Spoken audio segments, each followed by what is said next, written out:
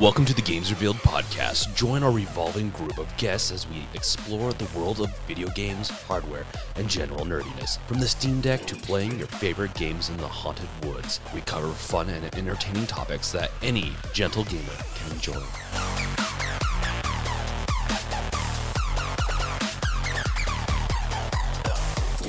Welcome to the Games Revealed podcast. I am James and also the Brink. Bring you in another great guest that is honestly someone that I have watched before, which past guests, I've watched their content, of course, but that's more or less because I'm in that sphere. And I guess I'm in the gaming sphere too, but Jared here has some awesome observations. And in some ways, I think he hits it when it comes to horror games and just does such a good job. Well, let's see. Introducing What could I yourself, say but that you didn't? I am Jared. I run a channel called Avalanche Reviews. I guess you could say I'm a full-time content creator, which is embarrassing to say out loud. as of today. Yeah, as of today now. And what else? Yeah, I live in Tokyo, Japan. Yeah, which is all very unique stuff, in my opinion. And you would consider yourself more of like a horror game content creator, right? So Or are you trying to branch we're out? already getting into nuanced territories. Yes and no. I love survival horror games. The early 90s kind of approach to low poly, low resource game design and how we kind of crafted just an amazing genre of horror out of that. But that being said, I also have like 2 hour long videos, which is just a compilation of underrated Japanese role playing games or Okay. retro video upscaling as well. I deal with a lot of Resident Evil stuff because I just love that series so much. But I wouldn't necessarily say it's like a horror channel or Yeah, I shouldn't put you in a box. It's No, just that's all right. what I've consumed because I like all that stuff too. I like RPGs. My channel sticks with Steam Deck and I'm branching out more and more. I like general gaming, a lot of different types of gaming. So I get it, not want to be put in a box, and I just put you in the box, but that's okay. I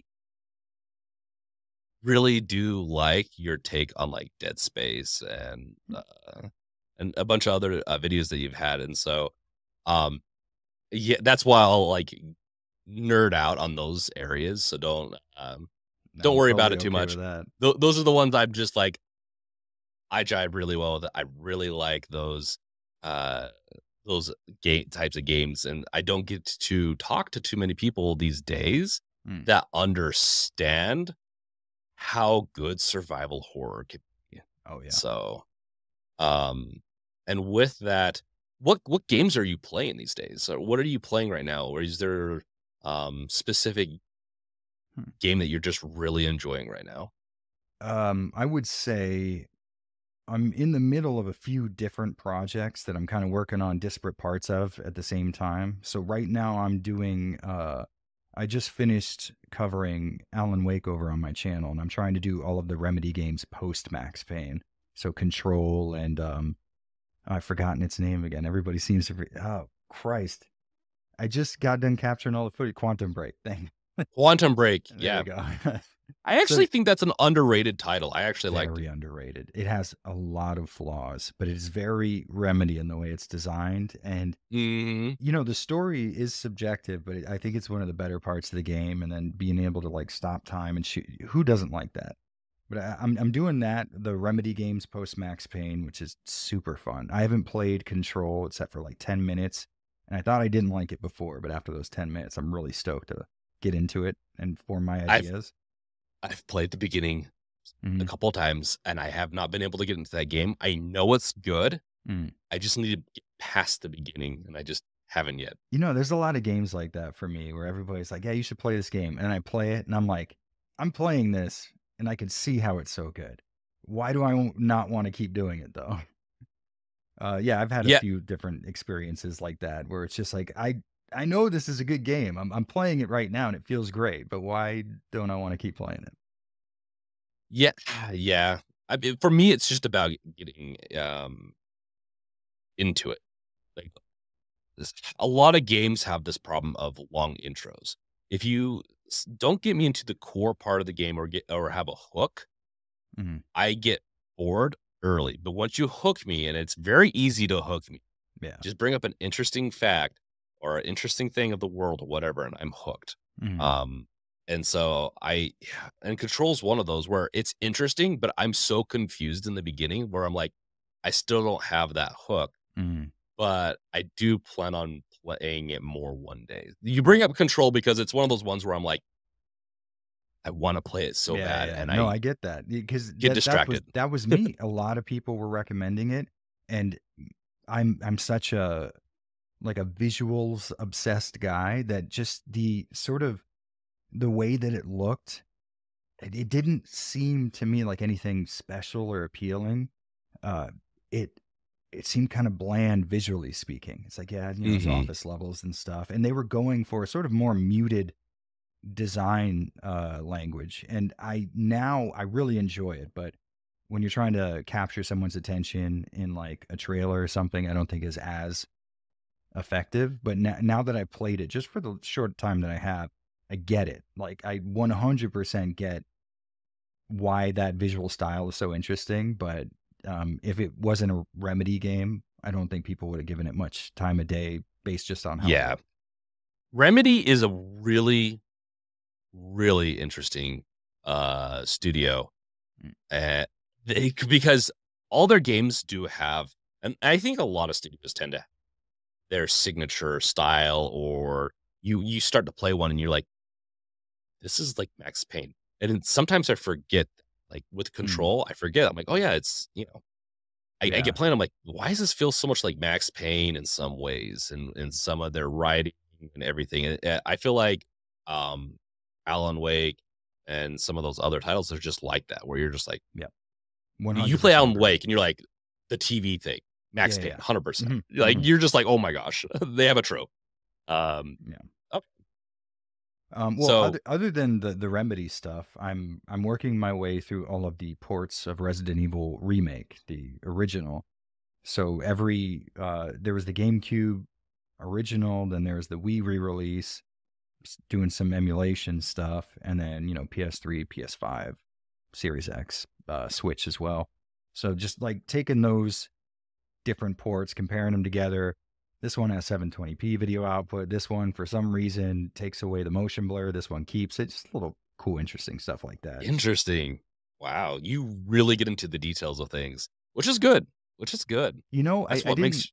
I didn't notice this until somebody had brought it up. But I when I'm on stream, I'll just tell fun little stories about when I was a kid or whatever. And I remember when the Resident Evil games came out on Dreamcast. That was the first time I'd been introduced to this like idea.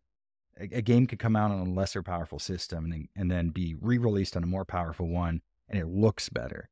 And I could see the difference even as like a young teen. Okay, we have a PS1 and Dreamcast here. Dreamcast version looks so much better, double the vertical resolution, right? So Hmm.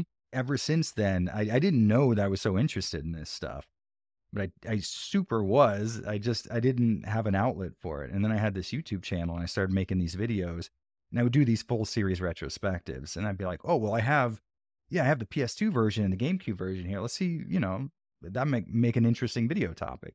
And then from there, I was hooked in. And somebody mentions like, oh, so you've always been into ports. And I was like, yeah, after telling us, yeah, I guess so. I didn't really think about it that way. Yeah, no, I do have Resident Evil on the Dreamcast, actually. That's one of the things that's a couple of games I had to pick up. And honestly, Code Veronica, because me and my friends will play. We don't do it as much these days, but even a couple of years ago, what we do is we do these challenges where so a couple of us are going to each pick a title, and we're going to spend 24 hours and just play through a series. So we'll be chatting on Discord or so, like a couple years ago, we were in person, and we'll Mm, just sit down and play a different game and just try to beat the whole series together. Just have a fun time, that's kind of cool. get drinks, pizza, whatever it is. And that's kind of what we would do. We'd even do that in our teens where we were like, hey, we're going to sit down and play through these games, chat while we're doing it, and have these challenges. And so I picked up Code Veronica for the GameCube, and it is interesting because I believe that game came out on PS2 also, if I'm not mistaken. I could be Yes. wrong about that. Oh yeah. No, Yeah, so I did a port video on that as well. So I was yeah, such a straight. Yeah. so what is how do you see the differences on the if we're going to talk about ports like the PS2 and the GameCube is what are Uh, the differences in? so there are some differences that I would say are very noticeable, and there's ones that you might need to be told to look for. For example, the Code Veronica version on PS2 has like a ghosting issue. I have no idea why. Both the GameCube and PS2 ports run at 30 frames per second. So there's no reason it should be introducing Mm, ghosting. yeah. On top of that, if you go into your item box on PS2, you might notice there's some like jumble garbage in the text that says like 9 millimeter parabellum rounds or, acid rounds, whatever. Like the text in the game, for some reason, the sprite sheet when going over from Dreamcast to PS2, maybe the resolutions weren't quite the same or something. Some kind of like scaling or downscaling Yeah. had to happen. So there's some visual garbage in the fonts on PS2. The GameCube CG cutscenes, like that intro cutscene with Claire getting the bag taken off of her head, that Mhm. will sometimes slow down for some reason, and it has a lot of compression added.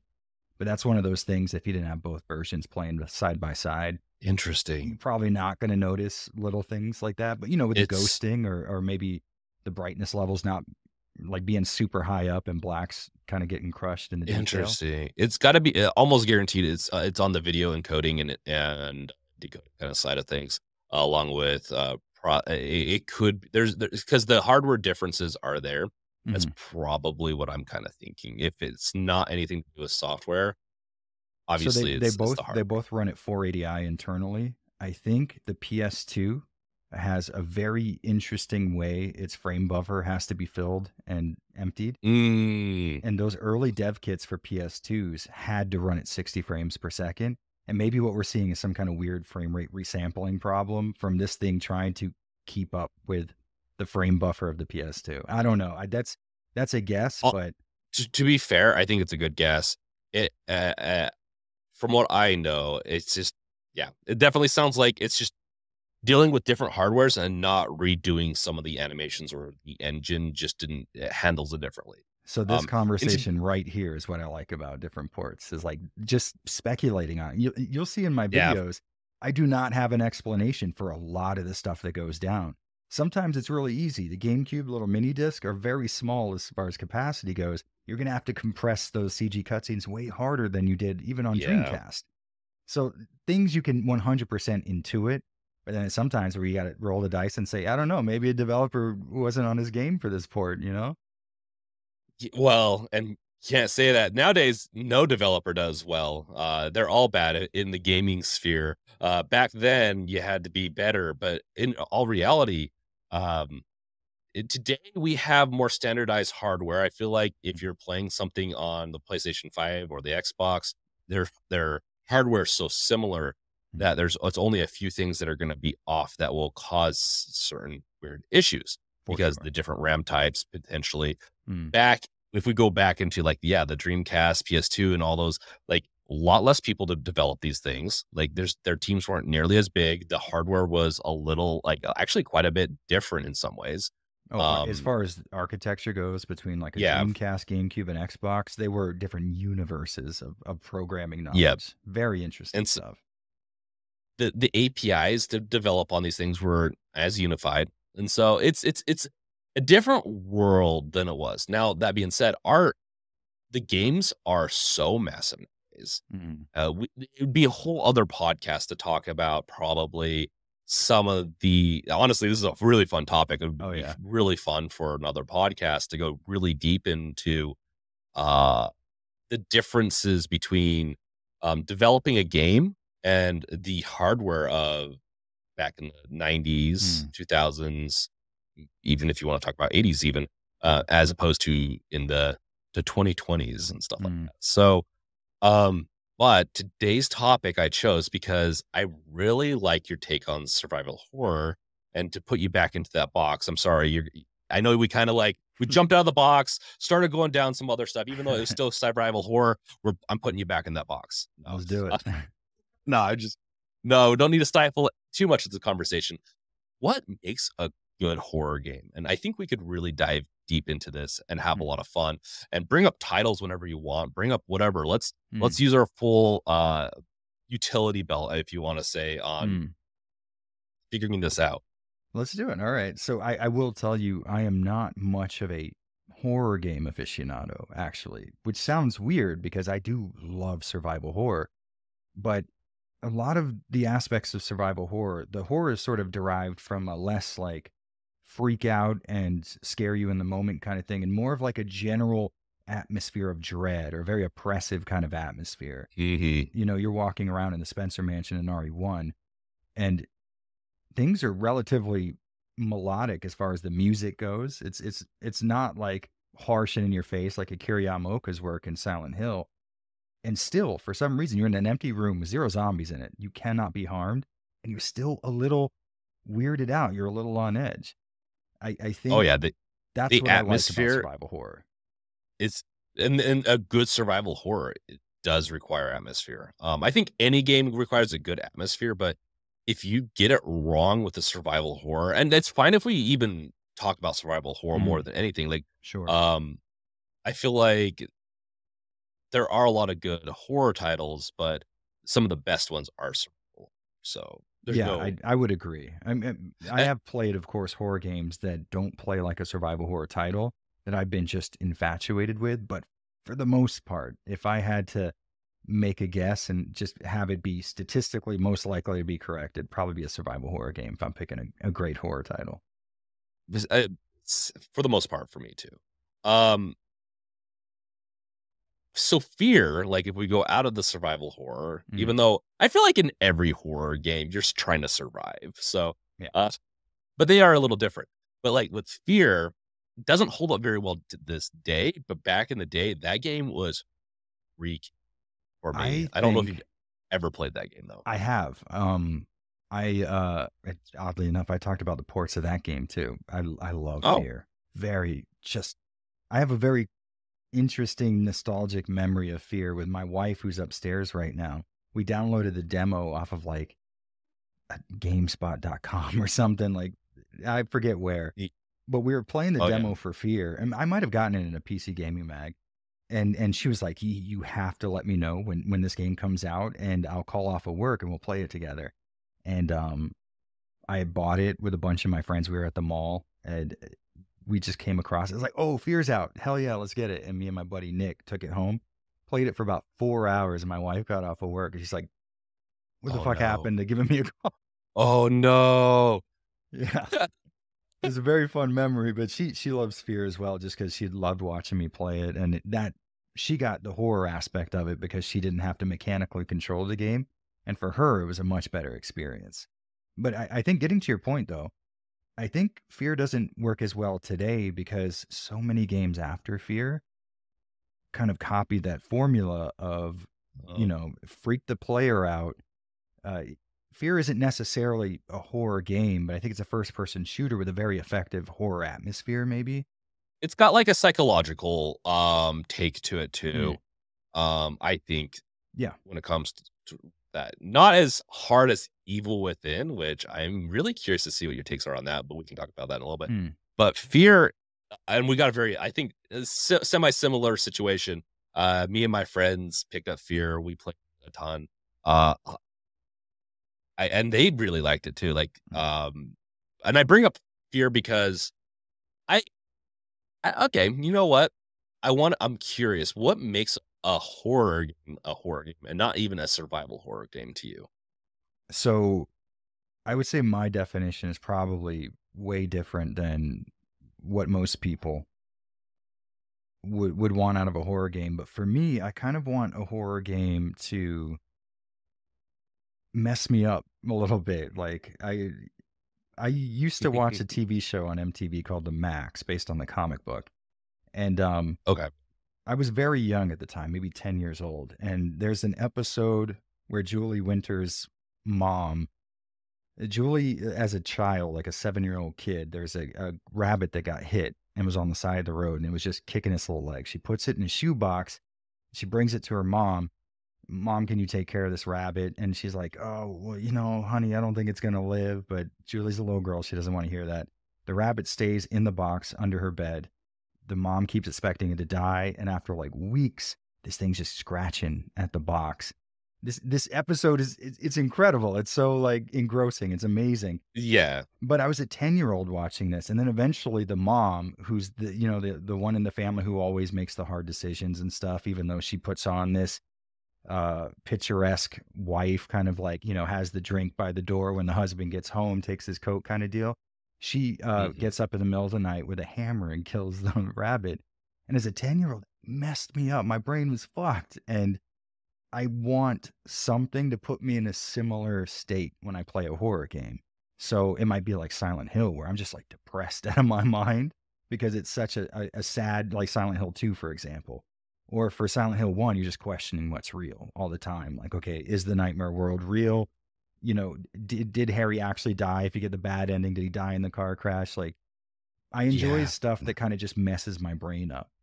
So when I'm playing a horror game, it's got to really get to me on a more than like, oh, that jumped out and scared me.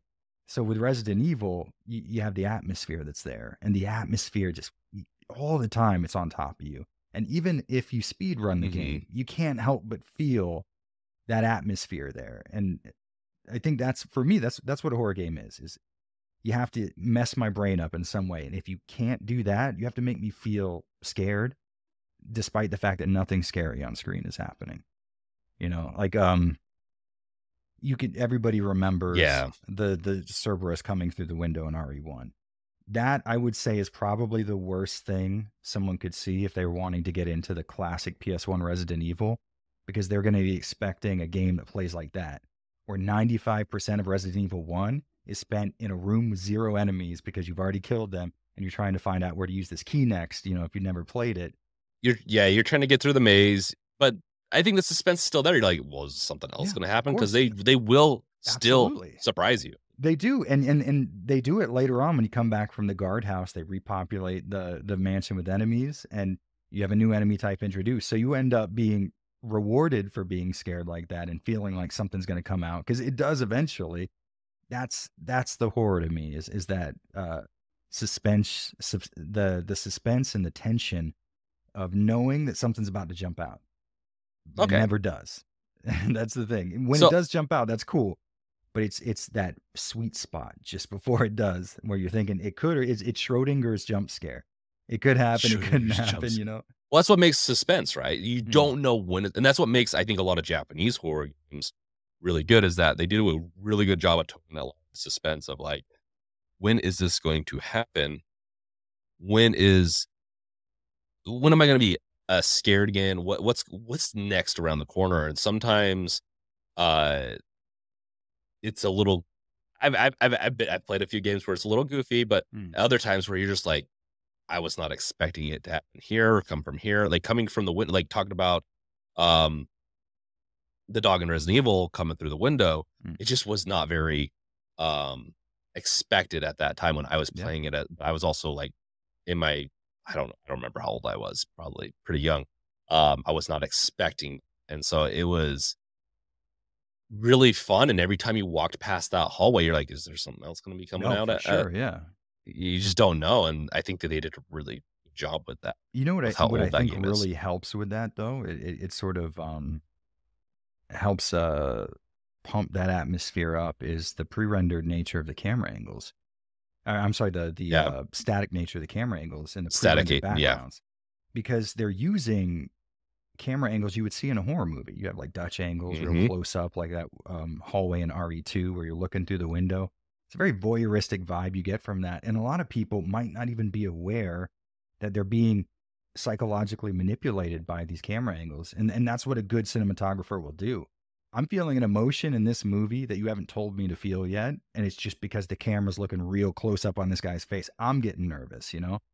So I Yeah. think when you're able to handcraft every single angle the player can see the game from, and when an enemy is in the room, you could hear it, but the camera's not looking at him, it's looking at you. And the only way to figure out where he is to get closer to him, potentially. Maybe there's 3 areas where you could venture outside to a different camera angle, and one of them is going to lead to that guy. We don't know how close he is. And the only way to see him is to get closer to where he is, potentially getting grabbed by whatever.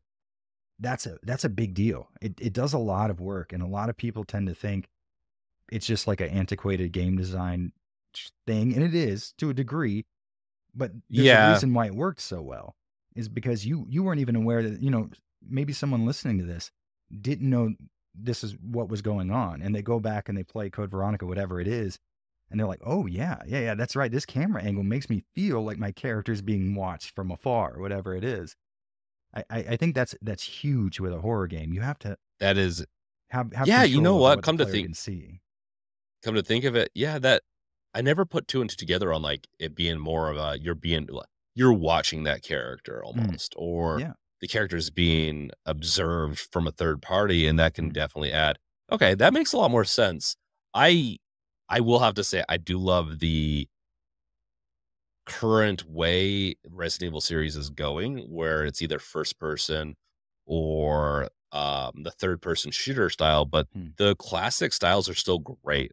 Mm. Are you which one do you like more? Do you like Out the of like classic modern or style? classic, I Yeah, prefer classic RE because I like survival horror gameplay, and that gameplay didn't survive the transition past 4. yeah. Not completely, at least. But that being said, I mean, you can't deny, like, Resident Evil 2 Remake is one of the best horror games released in the last 10 years, in my opinion. You It's know, so good. it's I've so beaten damn that game good. so many times. Like, I cannot believe how well they did that remake and making it better for in my opinion, better and just feel the same in a lot of ways. Like, you go into the mansion, or not the mansion, the police station, you're like, Mm. I feel like it's so similar with I so much more detail. I feel like the second game and the remake of the second game are like 2 separate things, but it's like if you were playing Yeah. Dead Space and there was a call out to another horror game you loved or something like that. That's how I feel with RE2. It's like I'm playing an Easter egg. And I'm like, yeah, this is a different game, 100%. Like, it is called a remake, but it's more of like a spiritual successor or like a redo, you know, Okay. which we could do an entire, oh I man. I was go I disagree with it, but I also agree. Like, Resident Evil 2 Mm. remake is a true remake. Like, it is they remade the game. So that's the thing, But though. Would if I remade your truck and it was still a 4-wheeled vehicle, but now it's like a go-kart? Did I remake your van or truck or whatever it was, right? That's the thing. it but if it has some similar branding pieces to it, if they keep, Mm, let's say the truck has a very noticeable fender or has very noticeable, unique styles to it, if mm, they can incorporate that into the remake, I'm fine with that. In fact, if I just wanted to play Resident Evil 2, the original, I'll go back and play Resident Evil 2, the original. mm. I'm totally fine with that. Yeah, Like, if you're gonna do a remake and try to reimagine it in some ways, there's but the still key. have still try to have Yeah. key pieces that you're gonna bring. Because, like I said, with Resident Evil Mm, 2, I was playing through, I'm like, "This feels very similar," in that the PlayStation, they have a lot of the same areas, but at the same time, they reimagined other yeah, areas, for sure. and that, for me, is what made it so good, is that I had the nostalgia, Mhm. but then I had new experiences, Yeah. and when you can do that in a really good way, it's a banger for me. So I think everything you've described can be done very well while also representing the game almost entirely accurately to how it used to exist. Resident Evil 1 Remake, which I'm playing right now, Yep. essentially the perfect remake, right? You have the game almost exactly how it existed on the PS1 with brand new paths you can take, shortcuts. They've cut off certain areas so that, for example, the doorknob that breaks, you can't take that way too many times. It'd be too easy. All kinds of cool stuff. And then you have new characters, new enemy types. So we are now adding new content, but we're also representing the original content as it existed before. The Dead Space remake is another really good example. The Ishimura is exactly the same. You can now just move through it in a much more organic manner. So I feel like what you're arguing for is a reimagining, which is awesome because like Silent Hill Shattered Yeah. Memories, full reimagining. There's not an aspect of Silent Hill 1 that made it into that game. That being said, it's Yeah. amazing. It's such a good story, and the atmosphere of just walking around Silent Hill, pointing your flashlight in the middle of a blizzard, it can't be beat. It's so good. But if someone were to say No, that was a really good remake, that would be, you know what I mean? interesting. So Yeah, no, I know that it's so hard because Resident Evil 2 because yeah. so Or what you what have about to do, Prey 1 and then the new Mhm. Prey? That's a pretty good remake. No, I'm just Yeah, right? that's where like they took the IP and changed it completely. But You know um what I think, honestly? Here's the thing. A lot of times people tend to attach a quality metric to the word remake. And then they're like, "Oh yeah, no, it's because I enjoy this game." Like Resident Evil 2, we both agree, incredible video game. I might play it when we're done here. It's so damn good. But that doesn't necessarily, because it's so good that like that if I say it's not a remake, it doesn't take away from any of the great design or any of the amazing motifs that were brought over from the original. I think really and truly that's a big deal with a lot of people who argue terminology in the gaming space is like, I love this game. It's so damn good. Are you telling me this isn't an action adventure game? And what that sounds like to a lot of people is this is a thing I'm taking away from your favorite thing. When in reality, it's like, no, no, no, yeah. I'm there with you. This is an incredible game, but I think maybe it belongs in this genre. Really and truly, though, in the end, all that matters is we agree that Resident Evil 2 Remake was amazing. But I tend to have a very more stringent view of the words like remake, reimagining, uh, And reboots. maybe like reimagine needs to be the new way we talk about it Yeah, instead of remake. yeah, for I sure. Because then, think go ahead. Sorry. no, it's okay. I think the Resident Evil 2 really requires because it was really good, but I don't know if it would have been as good if it was remade kind of how Resident Evil 1 was. I think Resident Evil 2, while the base game was good, what they reimagined it into is just so good. Yeah, I know we're for talking sure. like hitting the same like the same things again. Mm, But Dead Space you brought up is a great example. Dead Space 1, amazing. hmm I've played it so many different times. Dead Space is one of my favorite series. mm, Half-Life, Dead Space, StarCraft, those are like my top 3, kind of. Like mm, other things are kind of edging in to take those spots potentially, but Dead Space 1 and Dead Space 1 Remake are so close mm. and fixing the little problems that were there. And so I could see it, your point very well that a remake maybe shouldn't be a reimagining, or in some cases it's fine, but it should be more like Dead Space, right? Where it, Honestly, what I would argue is I don't really mind what a developer does. I wouldn't. I would have personally preferred RE2 remake to be like an accurate straight remake. That would be incredible. But mhm, just because I saw the jump from RE1 in my lifetime, I got to see. I was obsessed with RE1 on the PS1 as it came out, and then the mhm. GameCube remake comes out, and it's like this is the exact It was game, but next just level though. it's oh my S- god, I get goosebumps talking about it. So I obviously love remakes in that style, but that being said, I don't think Capcom should not do the RE2 reimagining thing anymore. I would be fine if game companies continued doing reimaginings and stuff. Just don't call them remakes is all I ask. If we're clear on the terminology, the process you go about doing that, man, do it up because I play these games and I enjoy them. The Last of Us, and this is the problem. RE2 remake and The Last of Us remake belong in the same exact spot if we're using those terms. And is The Last of Us the first one? Is that reimagined? no, Oh, 100%. It is. So they reanimated the faces. I believe yeah. they kept the same motion capture animations. They completely re-rendered every single level. It's been built from the ground up in a new engine. They Mhm, added ray tracing, or at the very least, ray trace light paths. Um, mhm. so there are new elements, but for the most part, they have redrawn every face, every piece of font that shows up in the game, blades of grass, side stuff like the, pieces of trash that blow by on the street. Everything has been completely remade, but when they did it very accurate to the original. And when it came out, everybody's like, "Oh, it's a remaster." And I 100% get, because there's a lot of nuance in between those two terms. But it's like, this is just a straight remake. You take the assets as they existed, you create them new, but you do it Hmm. in a way that's very accurate to how they used to look, which, you know, I think is probably very similar to the RE1 The play remake. style also is, I think, more aligned with Last of Us 2.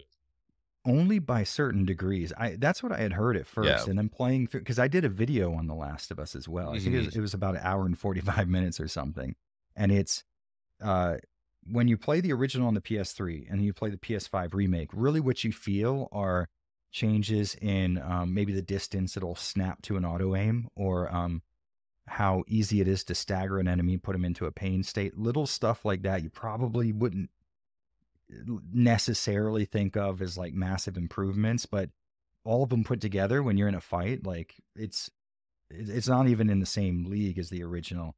It's so much better and more satisfying, but you couldn't necessarily point at one thing and say why that thing is way better, which is pretty cool. But then a lot of the mechanics from part 2 didn't make it in, like going prone, or hiding in grass, stuff like that. So which I remember a lot of people were kind of upset about. But I feel like if you did that, I think you might be leaning more into the reimagining thing, because now you're reworking the Yeah. gameplay to a pretty significant degree. But even that, there's Yeah, wiggle room there. so hard. It It's is. so hard to like.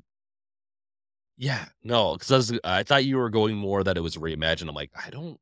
I remember The Last of Us remake, very similar to to the It's the same. original, Yeah, it's like which. 1-to-1 essentially, which I do prefer. If I'm going to pick up a remake, I like the Mhm. idea of re-experiencing a game that I loved, and then seeing it represented by a more modern, impressive, maybe more realistic uh, graphics implementation. Mhm. Now I have surround sound. Maybe they re-recorded dialogue.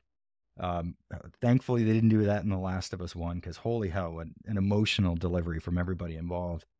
But yeah, I think Yeah, that would. Yeah, that wouldn't have gone well. I don't think it would have. I wouldn't have liked it as much as I did. But that being said, I do kind of get people's arguments like, well, I will just play the original. And that's a good argument, because yeah, like I made a career out of just playing the original. It's great, but I think if we are going to remake something, we should make it a remake. But if we're going to reimagine something, I'm also good with that. If we had a Resident Evil reimagining of the first game, we already have the first game. We can play it anytime we want. They can't ruin it for Mhm. us. So, if you decided to make Resident Evil a turn-based strategy RPG, it sounds like an Gosh, incredible idea. I would be 100% down, but that'd be interesting. we couldn't call it Resident Evil 1 remake. That's where I would have the problem. Yeah. How it's designed, what they No. do with it, I'm hands off. You guys do what you want. But when we start like using words that people have sort of agreed upon a definition, like, oh, I need to be able to talk to you. And if I'm saying red and you're thinking blue, we can't do it. It's yeah. No, I think you bring up a lot of good points. I think and I do feel like the Resident Evil series especially is very like when they do a remake, it's a reimagining. Where a Mm, lot of other games tend to be a little bit more of the remake style. Or they try to get away with just doing a remaster. yeah. Remasters, man, those are can go really well or really Oh, for sure. um Look at because Konami they'll with just Silent like Hill. yeah, there you go. Speaking of Silent Hill, like, why is Silent Hill 2 the best Silent Hill? Like, I love that one so much. It's so much better than the first and the Oh, third one. Those ones, don't do this to me in front of all these I'm people. sorry. Just make me No, cry like that. I am, okay, a little bit of a hint here. I got a little, I talked to Mikkel a little No, bit. okay, good. But I am curious though with the because we're talking about what makes a good horror game, and we can preface it with a good survival. But Mm, I have other games I do want to bring up because I think Silent or Evil Within. You've mhm, played with Evil Within, I right? have. Okay, because that one holds a special place in a weird way for me of what that game is. But let's talk about the Silent Hills a little bit. Okay. This is a series that I done a past podcast on, not on this podcast.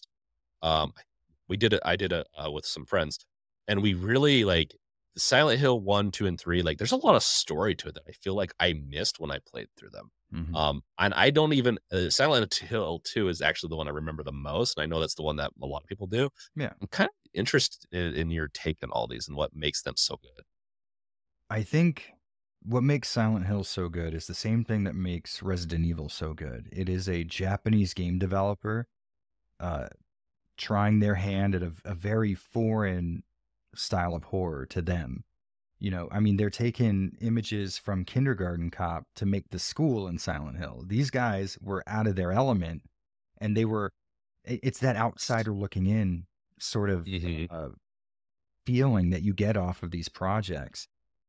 So I told you I'm not really into horror per se because I don't play a lot of horror like Amnesia and stuff, things like that. I don't really get into Oh, very okay, yeah. much. But I really like when you take something and just you alter it that little bit. That's why I like here in Tokyo. You walk around, all the buildings like the same. There's roads, there's a sidewalk. Things are they're just a little, doors are a little differently sized. You know what I mean? The molding on my floor there, just a little different. And that's what I Just a like little about different. Silent Hill. Obviously, the psychological horror elements are just second to none, but it's the atmosphere of all this stuff going on in a neighborhood. It's a small town. You're walking through the streets. There's people's front doors right there. You're getting attacked by air screamers. Attacked. That's a good word. um, yeah, but I think what makes Silent Hill so memorable and why so many people latched onto it was it was a more visceral look at horror because it wasn't like here's someone's guts and they're hanging out and you know that you have guts and maybe they could come out and that's terrifying. With Silent Hill though, it's more of like an existential dread. It's like when you're done playing Silent Hill, you're sort of still emotionally affected by it, even if you're just when I'm streaming it, for fun. Uh, Hmm. Silent Hill has a very emotional and story based focus, where Resident Evil, I think, is I mean, the story is great, but I would assume most people are playing a Resident Evil game because they enjoy the sort of survival horror style of gameplay. You love backtracking, you love zombies, The probably. gameplay, the iconic pieces to it. I Mm. do feel like that's what makes these so good is, like with the Resident Evils, they have the herbs, they have the certain guns, the certain enemy types. There's a lot that just brands what a Resident Evil Yeah. is, and that's what's made this series so successful. I think Silent Hill is very similar in a lot of ways. It did well. It started as an attempt to bootleg Resident Evil. Essentially, Konami got Mhm. Team Silent together, and they're like, "Do this," and pointed right at Resident Evil 2. And that was another outsider looking in perspective as well, because they're like, "Okay, we didn't make survival horror, but we'll play Resident Evil 2. Okay, tank controls. Maybe we don't mess with that as much. Okay, limited inventory. Nah, we're gonna throw that away. You get a very interesting, unique brand of survival horror out of Silent Hill, which is why when a lot of people, because I have a very strict definition for survival horror, and they're like, "Oh, what about Silent Hill? It goes outside of all the motifs." It's like, yeah, well, that is also branded by its creator as a psychological horror. So, I mean, I'm fine I with that. would I would brand it as a psychological Mhm. survival horror. Like I'm down with compounding Mm. things I when it think comes to all there's this because they certainly I mean you can't yeah, deny the survival horror that's in Silent Hill, but when you start taking away stuff like you really don't need to conserve ammo very much in Silent Hill. It is that's technically limited, but actually true. you could go through all of Silent Hill 2 and shoot every single thing you come across and still have enough ammo to have way too much at the end of the boss fight. Which is another cool thing at the end. They'll grade you on how many things you kill and how you killed them and stuff to kind of gauge your personality a little bit, maybe. But yeah, there's a lot in Silent Hill that feels similar to Resident Evil, but when you start checking off boxes and you're like, okay, limited inventory, no, we don't have that. All right, pre-rendered camera angle, static camera, we definitely don't have that. No tank controls, we don't have those. There's a lot of stuff. Being able to move when you're aiming a weapon, like we didn't get that till what our Revelations 1, maybe RE5, maybe. So there are a lot of elements that Interesting. on a surface level, it's like, yeah, that's survival horror. And then you start thinking about because survival horror is Resident Evil. You know, Mhm. the, like there are games that came out that inspired it, but Resident Evil coined the term. And when you think survival horror, that's where you started with it for most people.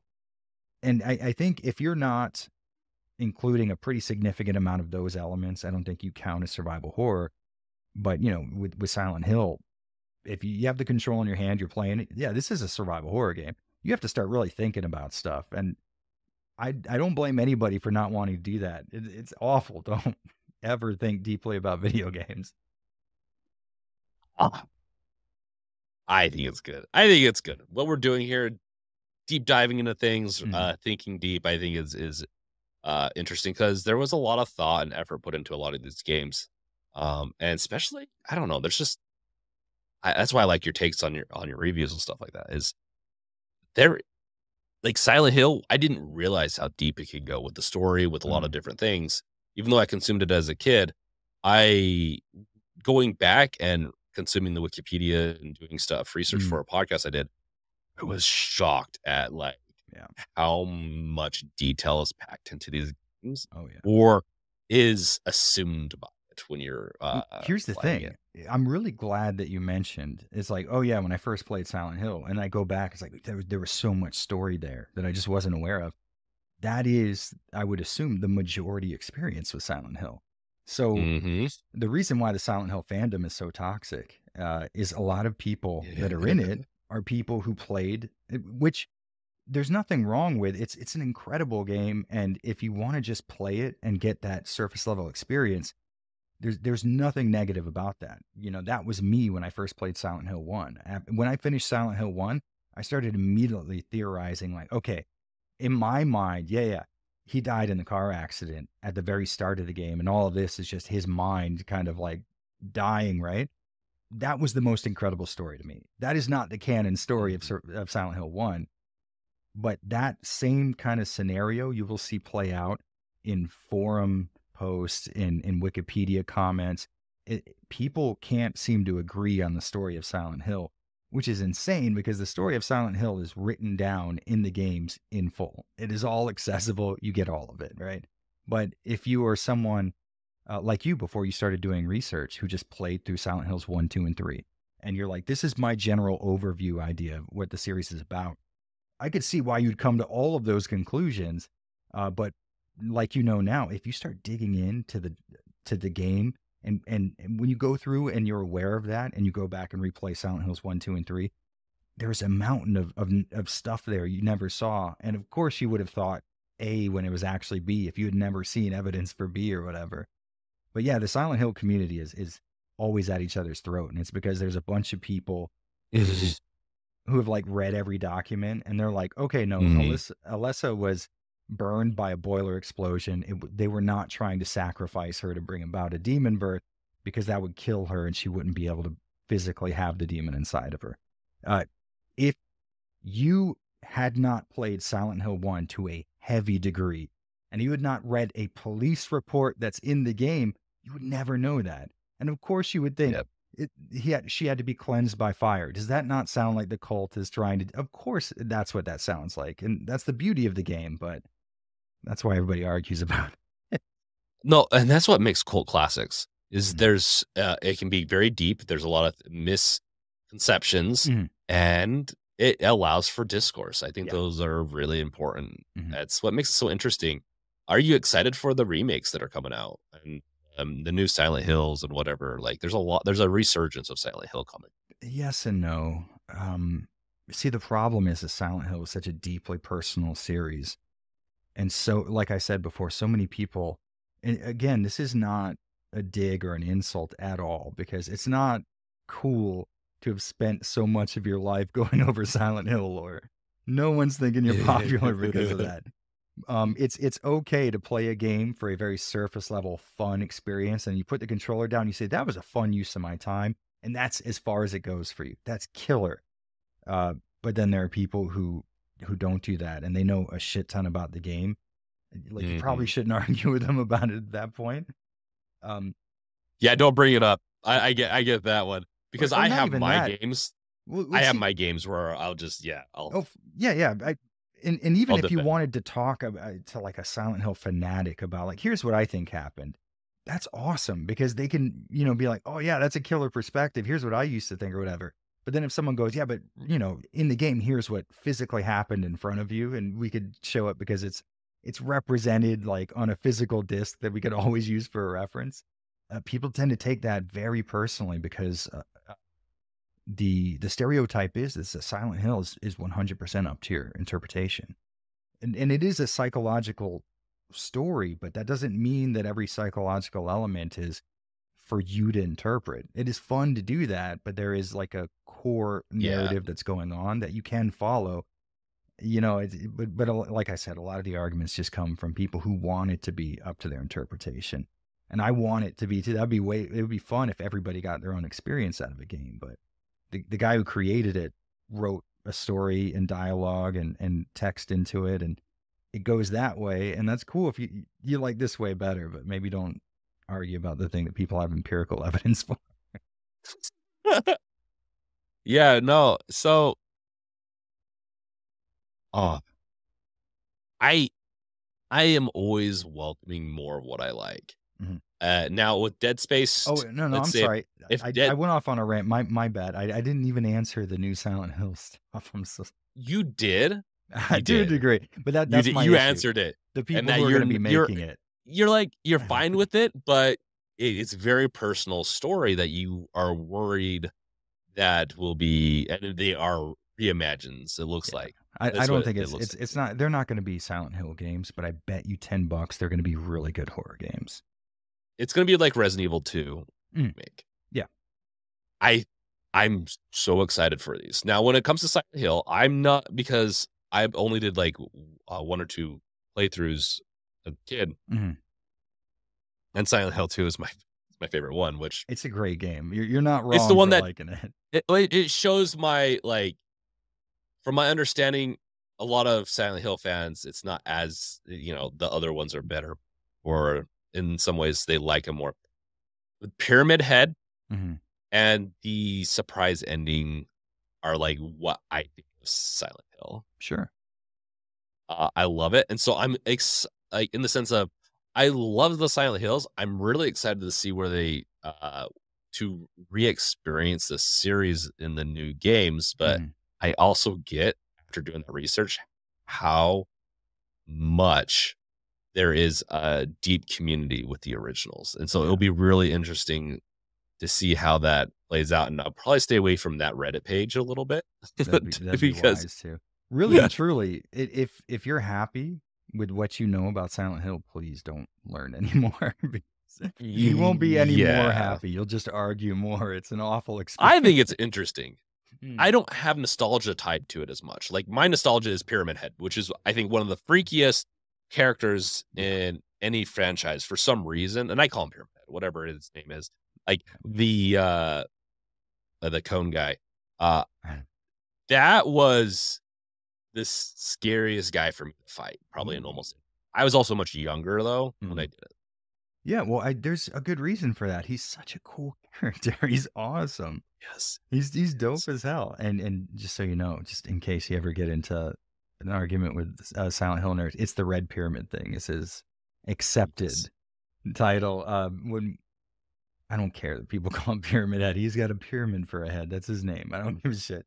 But there That's are what people I who care call about it, that. because that's what I thought of when I was playing the game, He's and got a pyramid that's head. what I've always Yeah. is What else are you Pyramid gonna Head. call him? I get it. Yeah, and so, no, freaky dude. It was just so out of the blue of what, like, wait, what am I looking? Oh yeah. And that's what I think also helps make, um, or good horror into a game, is, like, being confused, and in some ways, you have the suspense, you got the, uh, it not sure when things are gonna happen, Mhm. but when something does happen and you're confused, Yeah. and you're just not quite sure how to process what you're seeing, is another big part, Oh yeah. because that will really, like, and that's like a little bit more of the psychological kind of side of things. Like, I think Evil Within does a good job too sometimes, where it's a little bit more grotesque, and it goes into the whole uh, gore fest maybe a little too much, Mhm. but the Evil Within also has, I think, the aspect of, like, what am I looking at here? Like, it's the interpretation of how the mind is working, right, Mhm. with Evil Within. I I mean, wouldn't mind diving into the Evil Within a little. See, here's the thing. This will make for an interesting conversation. I hate the Evil Within with a passion. That's and the thing is, and I should have mentioned it so that it made it sound like I'm legit. I actually was expecting you not to like it as Yeah. much, and it was more or less because our conversations up to this point that I could see you not liking Evil Within, and it's a very this title is one that I have come to really, really like. Hmm. But it's one of those ones that a lot of my friends do enjoy. They don't play through it too much, or I don't know of too many people that play this. Hmm. But what about it do you not like about it? So there's two elements here. This is a complex. It's a roller coaster of emotions. Oh, I So the Evil Within, when it was Evil coming Within. out, the press was Shinji Mikami's bringing survival horror back, and this Ooh, ties into a whole other tangent. Nobody knows what survival horror is, and the people that do, they're not yeah. talking about it. So we're hearing about things from games journalists, and I think people are probably nowadays waking up to the idea that games journalists aren't necessarily people who know a lot about video games. They're just people who are writing about video games. There are plenty of people who had a YouTube channel that made a video on the Stalker series that have no idea how Stalker plays, right? It's pretty common. Oh, But Stalker, Metro. oh, Yeah. I love Stalker so as I fucking love Stalker. But yeah, like the survival horror thing was not anybody's fault outside of the people who are pushing this idea. Shinji Mikami is bringing survival horror back. And then what I'm seeing, obviously, it's not a survival horror game. There's no elements in The Evil Within from a strict mechanical sense that I could say plays anywhere near Resident Evil 1. Other than you could make pretty vague, like, okay, we are sort of limited in the items that we have available to us. Uh, they're scarce. Okay, let's say that. I would say that's probably the closest we get to the term survival horror, but that's not the game's fault. And again, this is just like a press thing, and everybody starts wiling out.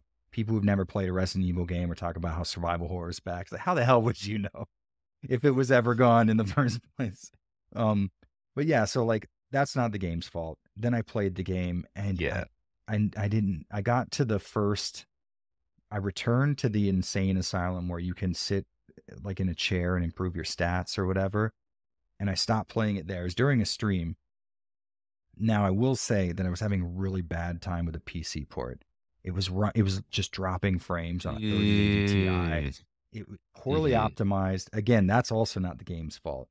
But I have never gone back to keep playing it because I have that sort of, when something's played out, like everybody loves this band, and even though they're not bad, just I cannot stand this band anymore.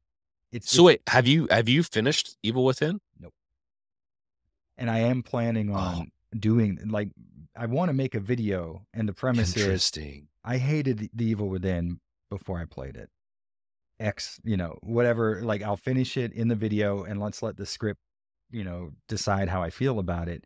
But there's no I'm way it's as bad as that really first experience was. I'm really invested in this. I let me know. I will like when you finish that kind of thing. I want to see what your take is on Evil Within 1 and 2 one Mhm. day. So you're gonna you plan on like doing a whole series potentially on it? Yeah, well, everybody says that Evil Within 2 is the game to play in the series, and it looks really good. So I do want to play it. So what I You figured need to is, play Evil Within 1 yeah, first, for and they're sure. and in a lot of ways, it's really weird how Evil Within 1 and 2 work. They improved almost every aspect with 2, Mhm. but I feel like lessened the dread in 2. Mhm. So you got more of the horror in 1 and less of it in 2. But it plays still like a psychological horror game. Mhm. Um, Survival, in my opinion, you have to conserve ammo, you have to do certain things. But that's my take on it. Yeah. It is the progress when you go to the insane asylum, when you go into that section, through mirrors and whatnot, and how they, I don't know. I love that because I love how deep it gets into it. Maybe I'm overthinking it, but I like how deep Evil Within goes Hmm. into the psychological horror aspect. And I never thought I cared about certain things that this goes into as much until I played through this game, and it woke something within me. Hell yeah. And so that's why I have a strong connection to this game. And this is after my child. Most of my stuff like this was formed more like I feel like with you, maybe earlier on. So playing games that will bring this type of effect to me add a huge um they just stand out greatly to me. Now I Mm, wouldn't say Evil Within is one of my favorite games in the sense of, oh, I'm gonna go back and play it all the time. It's not like it's Dead Space or mm, Half-Life for me, right. but it's up in the top 20 probably for me. I don't know what it is. I just really like playing. Hmm. I And 100% get that. so yeah, but there's so many people, they either stop playing it or they don't enjoy it. And I get it. I get it. Yeah. Like that's the thing. Like there's so many games out there and there's so many different styles Well, yeah, that that's I one thing that's important to keep in mind is like, for example, we're talking about Stalker. I love Stalker, but if you were to pick up Stalker and you didn't know how to play it and you said this is like a broken piece of shit, I'd be like, yeah, absolutely. You're gonna keep playing it, right? yeah. Like, because it is. It's like there are mechanical issues with Stalker that we would be here 6.5 hours for me to start the first half of my list. Uh, but that being said, it is a game that I put 300 hours into once every 2 years. Like, yeah, every time I sit down to a Stalker game, it's more than 200 hours guaranteed. And I let my wife know about it beforehand because I'm going to be Oh emotionally no. unavailable for like a It's week. like I'm playing Stalker and she's like, okay, we'll see you in a couple of months. That, no joke. Every once in a while, I'll go like, well, Josine, last night I started Stalker up. And then she's like, huh? All right. I'll leave you alone. You've got me to go and play it again. So, Stalker. Mm, Fun fact. This is around the time I lived in Russia. So when I got back, I understand Russian fairly well. My oh, Russian's nice. very um rusty, so me speaking it, it's not Mm, as good, but walking around in Stalker and hearing them talk is so cool mm, when you know Russian. And the singing, like there's a lot of their culture in Stalker. mm. And well, albeit it is in Ukraine Right, technically right. with the incident, but back I you know where when it's featured and all that, like Mm, the break off more, it was the Soviet Union. But I never finished that game. It was really hard, and it got to a oh, yeah. point I was playing something else. I never finished. I put a ton of time into it, but I Mm, never finished Stalker. yeah. I really did like it though, and I think it does a lot of things really well. Yeah. And you've got me so curious now that I want to go back and play it and also because Stalker 2 is Yeah. Exactly. like so.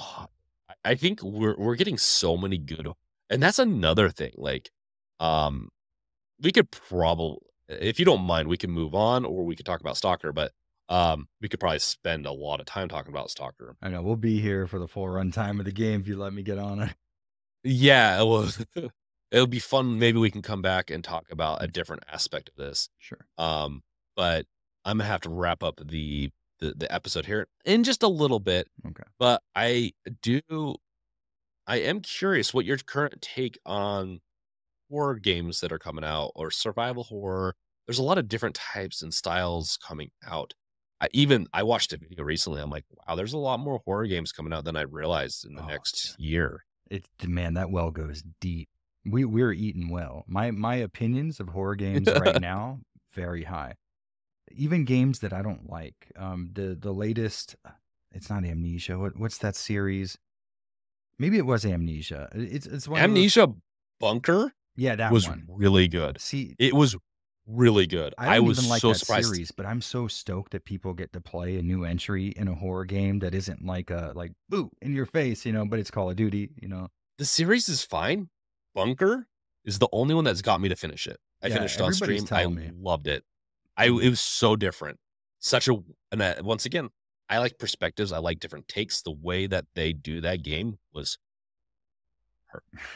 Well, I loved it. other than that, we have Silent Hill 2 remake. We have Alan Wake 2 that are coming out. So the AAA Yes. space well saturated with horror. We just had Dead Space, and even if you don't like it, Callisto Protocol, AAA horror games are dropping left and right, and they're doing good. They're making money back, which means this is a trend that might continue.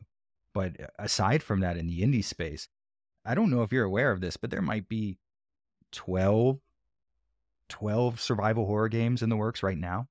As I'm talking to you, there's 5 I could think of off the top of my head that look fucking incredible. I mean, like Heartworm looks absolutely amazing. There's like a oh Christ, was that the Resident Evil Gaiden style horror game called I can't remember something the you died names. tonight?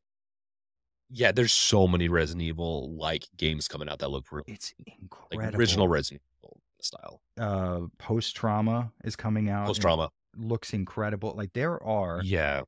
it, we started with a trickle. There are a few survival horror games coming out.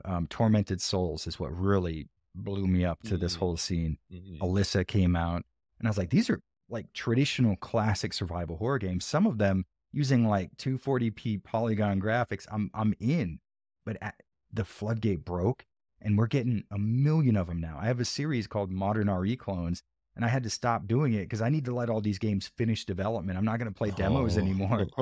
I just want to get, Yeah. so like there's at least I have a list in my Google Docs of 7 or 8 games I could fill an hour and 45-minute video with just talking about brand new, just released survival horror games.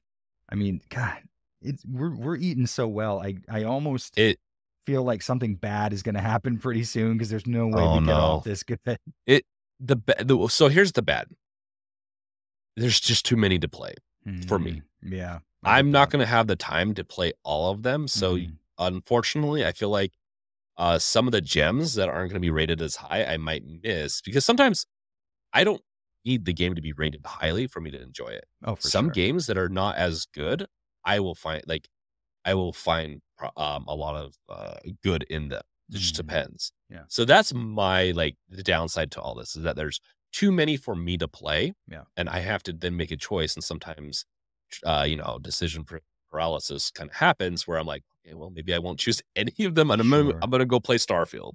Uh, Yeah. we'll see, though, because that's where I think but we're in such, like, a renaissance, we're in a, like, a huge It's more like a reemergence, like because it's an older yeah. style that's coming back, and it's something that, no joke, if you go throughout the history of my channel, probably every 2 videos, you'll just maybe it might be a little quip for me, but it's like, yeah, yeah, survival horror games, which it's a dead genre. They don't release survival horror games anymore, and it's like I knew that that was true. I knew that we would never see survival horror ever again because like Resident Evil had abandoned it and it made so much money when it did, going from Resident Evil Code Veronica to Resident Evil 4.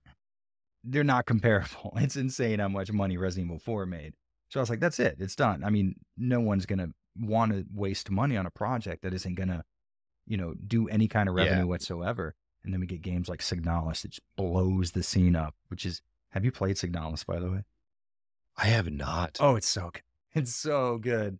It's like a I'm gonna have to top put that down like voxel, like sprite. No, it might be voxels. I don't know. It's a top down survival horror esque game taking place like out like on a mid. random planet in space. Very sci-fi, very like 2001: A Space Odyssey meets Silent Hill. So Okay, yeah, you've got me sold. I'm a big horror fan. I'm big like, I love space, though, and, like, mm, Dead Space just is, like, one of my favorite series because it mm, brings everything that I like about horror or survival or space all into one. oh yeah, It's just amazing. In fact, that's what my game that I'm building's, inspiration is based off of, like, Dead Space, like, and some other games. So, hell yeah. um, uh yeah, I'm not meaning to get us off, or like I once again, I think any of the topics we've talked about or subtopics, I should say, we could Mm. spend almost a whole episode on. Um, what? Well, okay. What is the number one game you're excited for? Would it be Stalker 2 or See, here's the thing. Even though we've been given a date and they're telling us it's going to come out, as a Stalker fan, I've been hearing about Stalker 2 for like a decade. And I'm yeah, I just was gonna like, say there's it's no way. I feel like the same way that I was pretty sure Survival Horror was dead. I can't believe that Stalker 2 actually comes out. Here's the thing though, man, they have so much money behind it. And Stalker is such a niche style of game. Nothing plays like Stalker. There's nothing out, even Stalker clones. Metro, which is the closest thing to Stalker you can essentially get thematically. Yeah. It plays nothing like a Stalker game, right? Nobody does No. because Stalker barely played. They could barely get it working. It's still a mystery Mhm. to people how that X-ray engine works. So I can't see them flooding so much money into a project and them keeping it so true to a formula that made them money before, but this is a triple A game now. Like you have more people to Yeah. please than the fans. You have, stockholders who are like, listen, hey, are you going to put cover mechanics in this game? And they're like, well, it's a stalker game. No, this game had cover mechanics and it made millions, so we need to put that in. Now they're struggling with that Mhm. aspect of game design, which, I mean, Stalker's incredible. A lot of those developers left though, and a lot of them were working on Metro games. But I don't know that there's enough of that old guard left behind and that old sort of Yeah. stringent. I'm going to stick to this style. Will it survive the AAA? I don't know. So I'm more apprehensive about that than really I thought I would be. You're worried that it's not gonna be a true Stalker, Stalker 2 yeah. or like Stalker sequel. But Okay. just like with Silent Hill 2 remake, I don't think it will be true to Silent Hill 2 because there's so much of Silent Hill that's misunderstood. And with Stalker, there's so much of Stalker that's so personal to me. There's almost no way that they could make a game that felt like those games to me. So I'm gonna give it leeway, and I bet you that it's gonna be a good game.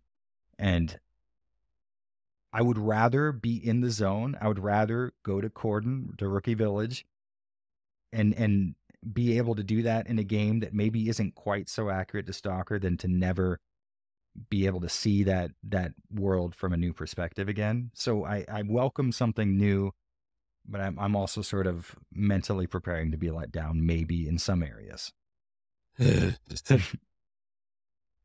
No, I totally get that. I was a little worried with the Dead Space remake until they started doing developer logs and stuff like that. Yeah. With the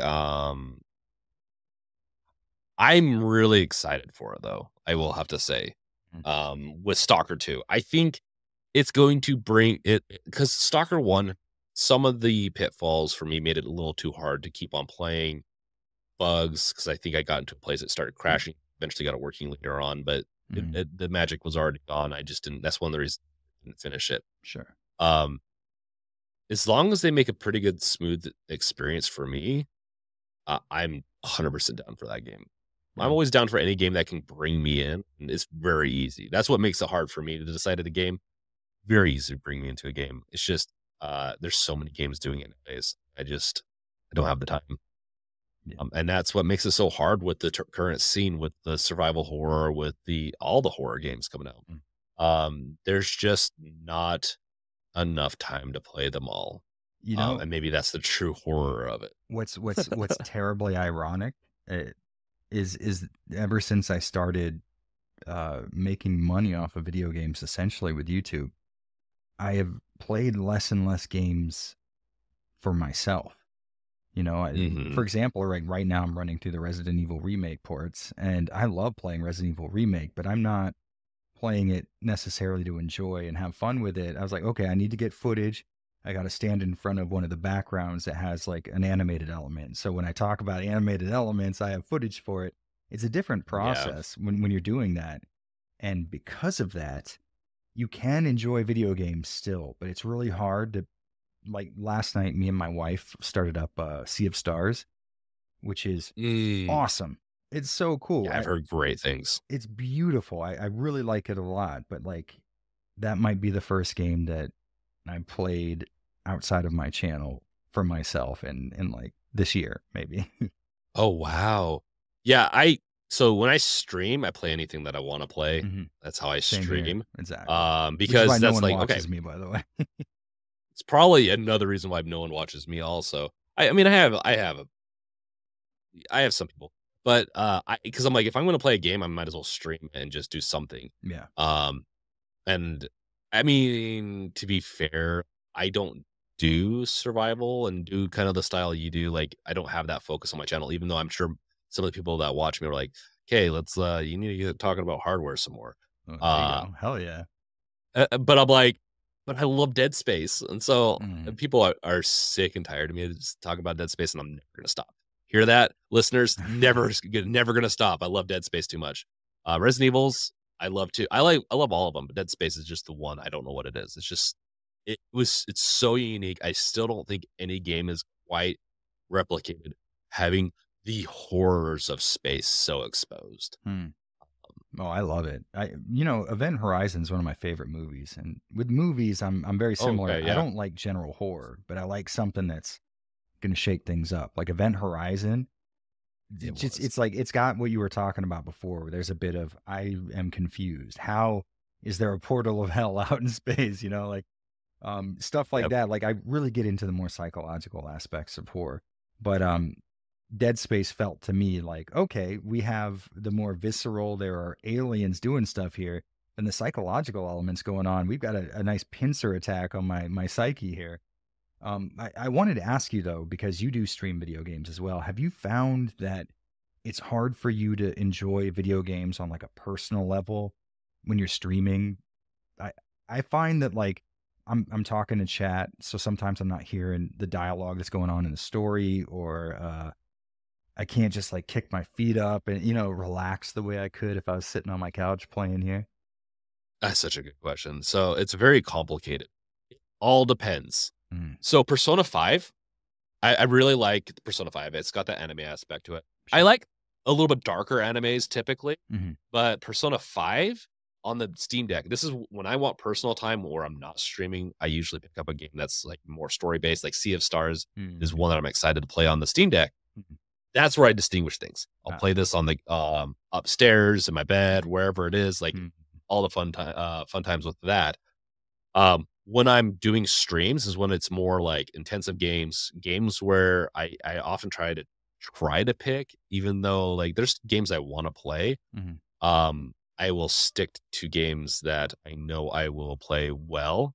And if mm, you, some people that have watched me stream, they're like, I'm sure they get frustrated because I'll drop a game because I'm like, this is not interesting to me. I don't feel mhm. like I'm making content and I'm not interacting with you. I'm reading stuff. I'm enjoying it. It's like with Persona 5. You're not Mm, going to want to watch me play that. I'm going to just sit there right. and Exactly. it has so many cutscenes. It's like half movie. Hmm. You're just not going to have a fun time with watching me. Some people do good doing that. I don't. Yeah. Same here. Starfield is probably going to be the one that I'm going to be streaming a lot of the next week or two. Mm, That we'll see how that goes because I do plan on streaming it. I'm going to try to have as much fun as possible, but I could see it's like any Bethesda game. I could see myself reading maybe a little too much into stuff. So mm, this will be the test for me when it comes to streaming.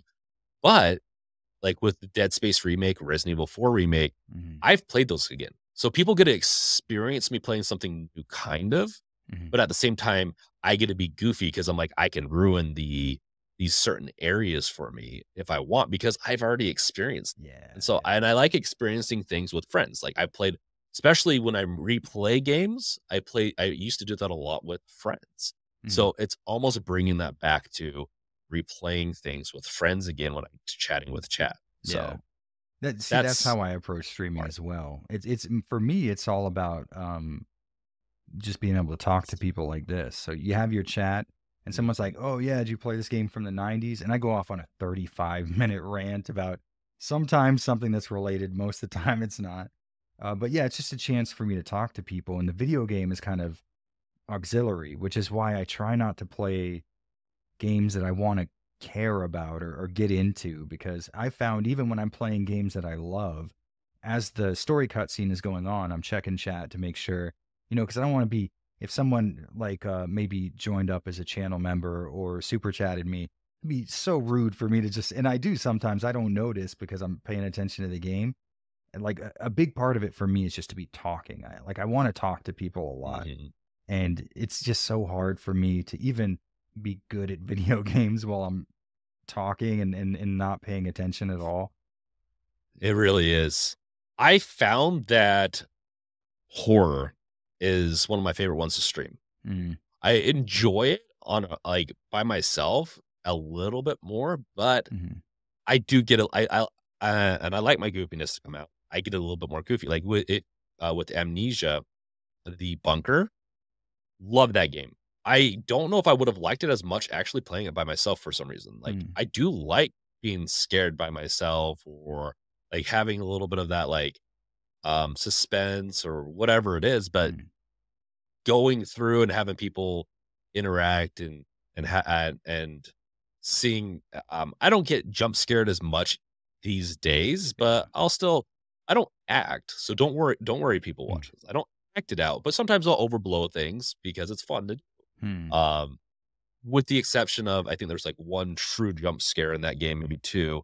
And then like I played Demonologist recently and that weirdly enough just freaked me out Demonology. when they're What is that?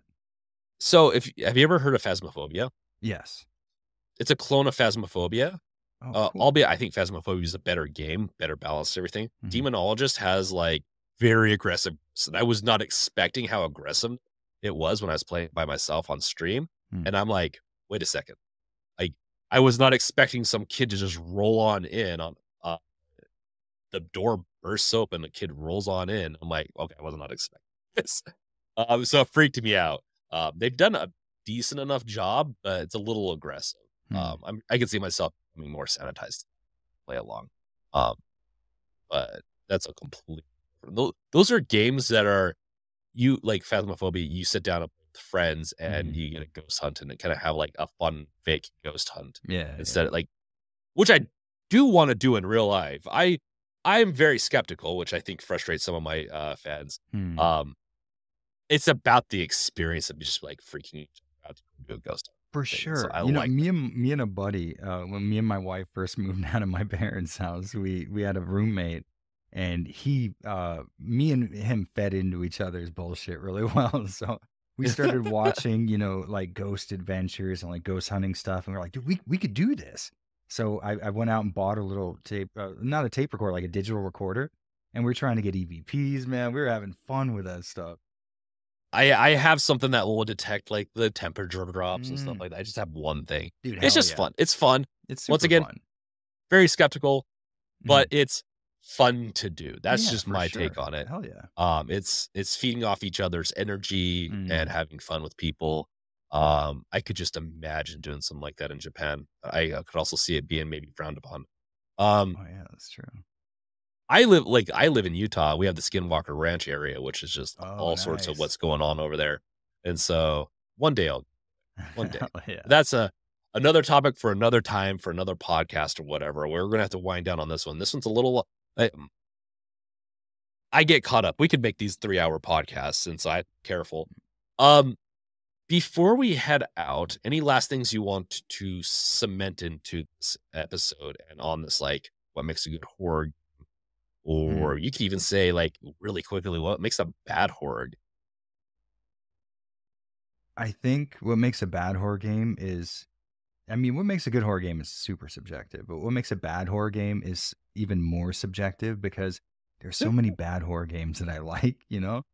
Um, I It's the B rating or the B mm. movie kind of style where you're like, this is so bad. Sometimes it's Well, I think that's a part of it is you have to be able to tell that something was heartfelt and genuine in it. There's a reason why like Sharknado isn't considered as an actual good movie, although people watch it to enjoy themselves. But what you want to Mhm. see is something like The Room, where Tommy Wiseau is like that's him. He's doing this stuff on purpose, and he thinks it's landing every second that he's saying he's delivering a line.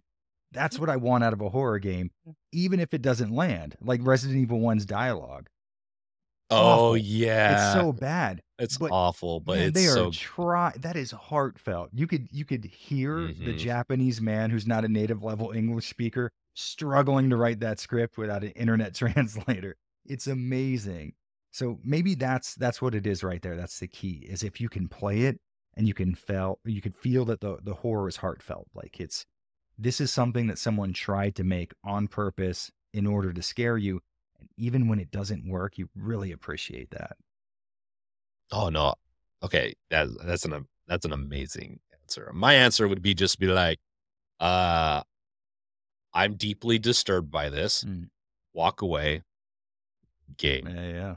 No, it doesn't. I don't have to be disturbed. I just have to be like, it's got to have that atmosphere. If I walk away feeling like this was a very eerie game, Mhm. very creepy game, and I guess like you talked about, dialogue or a lot of heart was put into this, Mm, does help with it. Like for I sure. do appreciate like passion, and I feel like when it comes to the industry, I would not be surprised if some of the most passionate people, developers, are in the horror or survival horror kind of style, where they're trying to deliver the best that they can.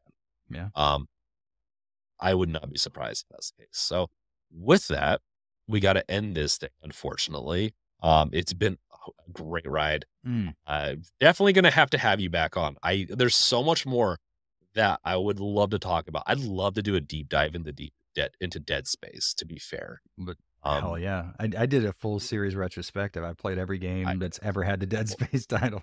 I watched it and I Hell loved it, yeah, and dude. now I wanna, like, ask questions and actually, like, dive into it with you in an unscripted way Mm. and really understand that game, but that is gonna be another time, maybe another place.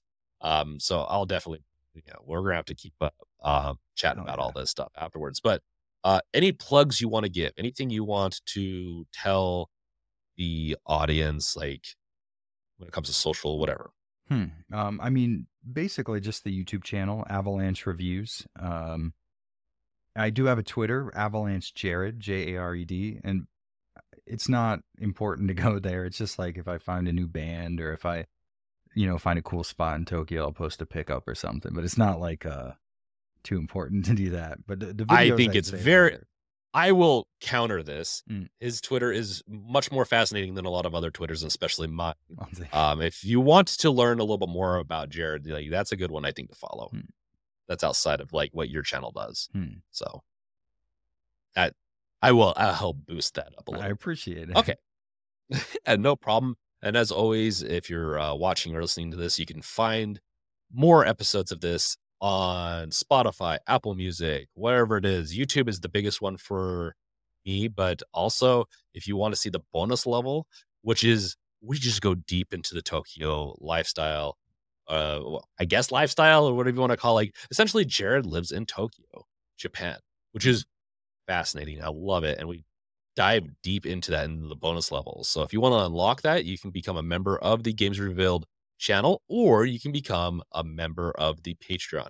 While the Patreon is like, I really haven't promoted it yet. Just understand that like I'm still tweaking that. So if you're watching this right now, if you're watching it like let's say at a, a month, a year down the road, it's probably done and ready. But you're still more than welcome to become a Patreon there too, and there's levels to unlock. So with that, thank you guys for watching and for consuming another episode of the Games Revealed podcast. I am James, and with Jared, we are going to peace out. Later, guys. Bye, guys. Congrats, secret level unlocked. You can find us on YouTube, Instagram, Twitter to curb that craving for more. If you like this episode, then make sure to leave a like, rating, follow, or whatever the platform has. Also, make sure to check out our merch at shop.gamesrevealed.com or shopundead.com. Peace.